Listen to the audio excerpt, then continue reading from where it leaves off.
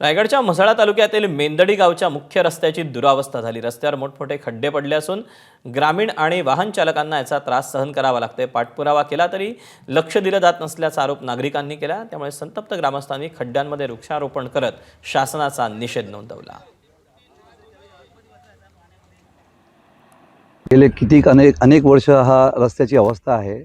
आज शेवटी वारंवार आम्ही तक्रार PWD करून सुद्धा याच्यावर काही लक्ष नाही आहे। शेवटी आम्ही गावकरी इथे येऊन वृक्ष आता इथे लावायची आमची वेळ आलेली आहे। तुम्ही बघितलात की काय आज अवस्था आहे। आज किती वेळा आम्ही प्रयत्न करून सुद्धा कुठलाही डिपार्टमेंट याच्यावर लक्ष देत नाही।